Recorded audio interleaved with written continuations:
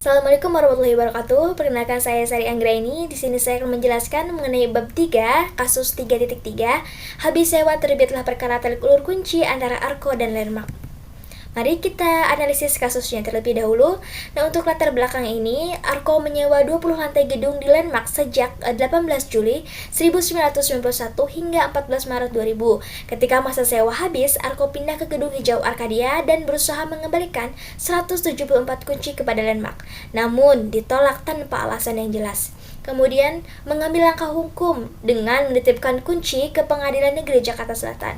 Awalnya, Pengadilan Negeri Jakarta Selatan ini menerima konsinyasi kunci ini, namun kemudian mengembalikan kepada Arko karena tidak mau menanggung resiko keselamatan gedung. Kemudian Arko mengajukan perlawanan dan berargumen bahwa risiko harus ditanggung oleh Landmark sebagai kreditur, bukan pengadilan. Kemudian ada sengketa dari BANI, Badan Arbitres Nasional Indonesia. Nah, Landmark menolak menerima ruangan yang telah didesain ulang oleh Arko ini. Kemudian mungkin karena merasa menerima kunci berarti kalah dalam sengketa ini. Kemudian penyebab sengketanya apa sih? Nah, yang pertama, Arko mengubah desain dan fasilitas ruangan.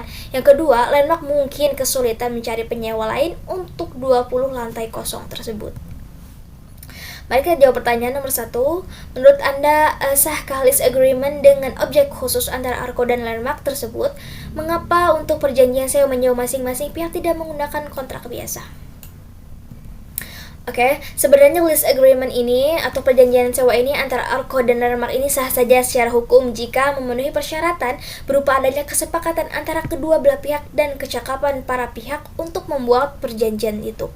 Kemudian untuk perjanjian sewa menyewa dengan objek khusus ini sah saja jika tadi disetujui oleh kedua belah pihak dan tercantum jelas dalam kontrak. Nah, seperti dalam kasus Arko ini yang menyewa 20 lantai gedung ini, alasan penggunaan kontrak khusus mungkin karena kompleksitas penyewaan gedung komersial yang besar yang melibatkan banyak lantai, fasilitas tambahan, dan memerlukan detail khusus dibanding dengan standar kontrak biasa. Yang kedua, melihat dari indikasi perkara, pertimbangan apa yang paling baik bagi hakim dalam memutuskannya. Nah, yang pertama, hakim perlu memastikan bahwa kedua belah pihak telah bertindak sesuai dengan ketentuan dalam perjanjian sewa menyewa yang telah disepakatinya. Yang kedua, mengkaji apakah penolakan Landmark terhadap pengembalian kunci oleh Arko memiliki dasar hukum yang kuat. Yang ketiga, mempertimbangkan apakah pengadilan negeri memiliki kewenangan untuk menolak atau menerima penitipan kunci. Yang ketiga, rekomendasi Anda bagaimana sebaiknya penyelesaian yang paling baik dari masing-masing pihak. Nah, yang pertama, menurut saya melakukan negosiasi ulang untuk mencapai kesepakatan yang paling baik terkait pengembalian ruangan dan kunci serta kondisi ruangan.